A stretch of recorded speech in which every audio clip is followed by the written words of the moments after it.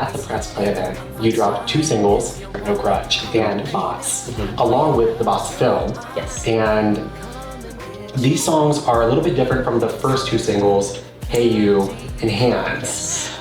With that being said, now that I've heard the whole album, Yes. love, first of all. Thank you. I think it's interesting that you gave us the spectrum. What can new listeners expect sonically from the album? Ooh, I think that the reason we chose Hands and Hey You to be the introduction to Lovechild was because Hands was so dramatically different for me. I think it's one of the standalone songs. I would agree. I think once you listen to the album and where Hands is placed, it makes sense and you feel it and you flow with it. Yes. But it was just, that song to me was so beautiful. It was written by my cousin, Jordan, back in 2016. Oh my God. So it is the oldest song on the album. It's almost 10 years old. Wow. We had a conversation one day, and she's a brilliant songwriter and a beautiful person. Shout out to Jordan, I love you. And she wanted to write this song for me, and we started workshopping it together, and it turned into what became Hands in 2022. And Sean McKenzie, my amazing lead producer, shout out to Sean. He was able to play around with styles that I was so immersed with. Like it really, I've never heard sonically, I hadn't heard anything quite like it.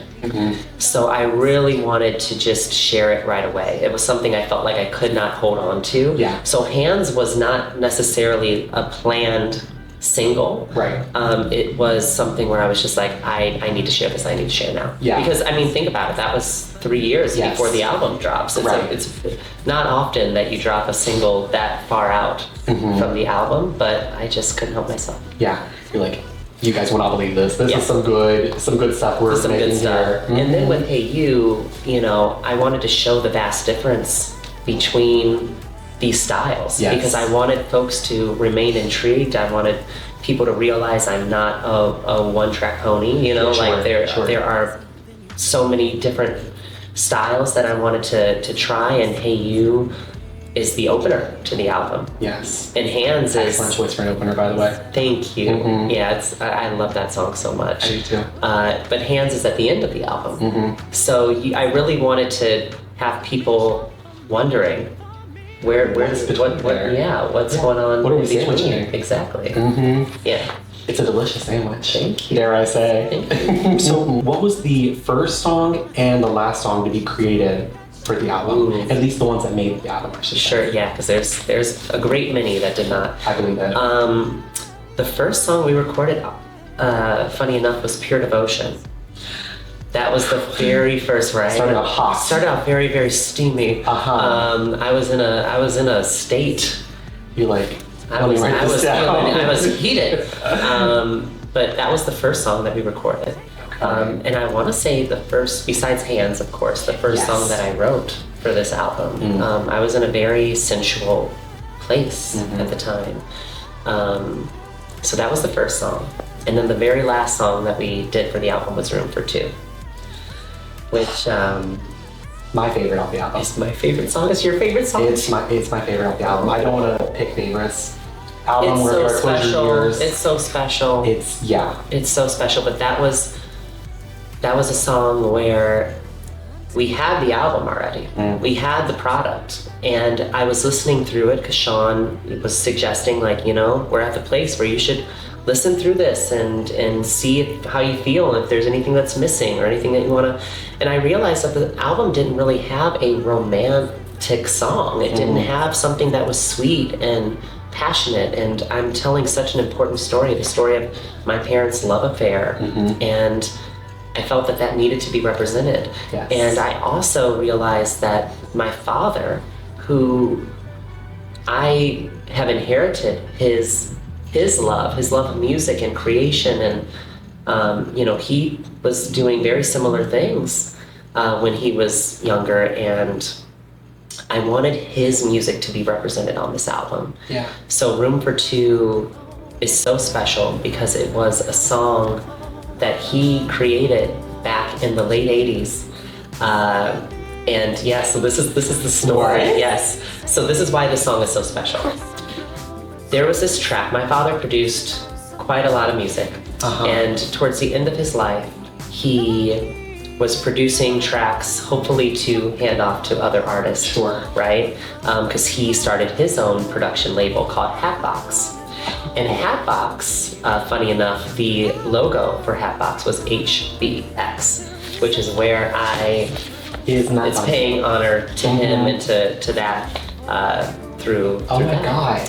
So he, through Hatbox, created these beautiful records, and there were 2 that were on a cassette that never were released, never were used, likely for a singer or an artist, to come in and to create to it.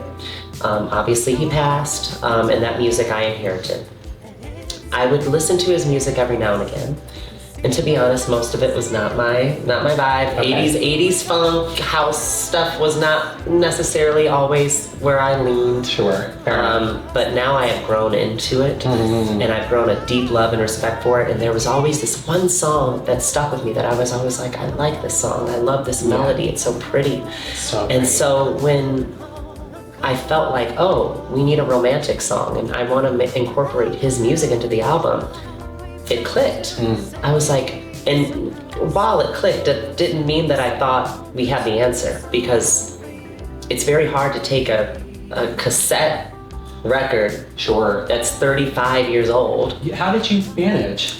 Well, I have Sean and the amazing musicians that we worked with. I brought Sean the song and I said, I really want to recreate this and reimagine it to fit into this record.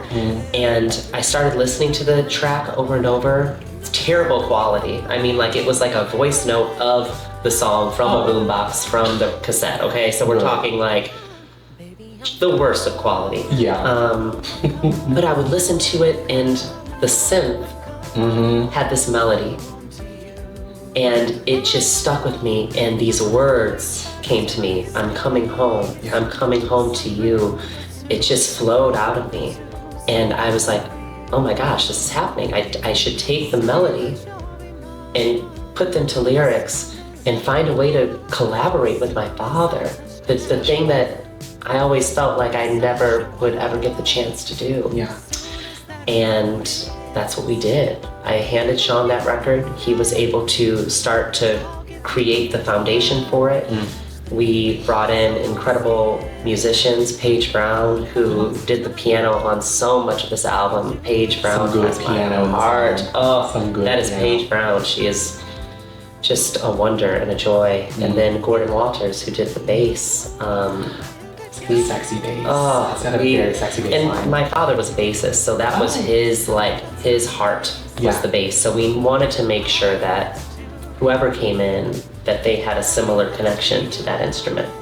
And Sean, who's an incredible musician on all fronts, originally recorded the bass for it, but he was the one who was like, I think we really should get a proper bassist in here. So that's what we did in that session.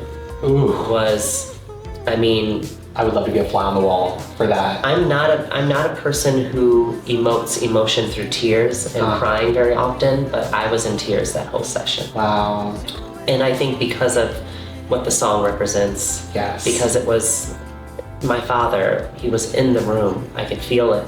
And my mother was in the room, and I wanted to create a song that spoke something beautiful and positive about their romance, because while it was a tragic end, with any romance, with any relationship, there's depth and there's nuance and there's these different moments, and that beauty remains regardless. It deserved its moment, and it became and is the most incredible thing I've created, and my favorite song that I probably will ever create.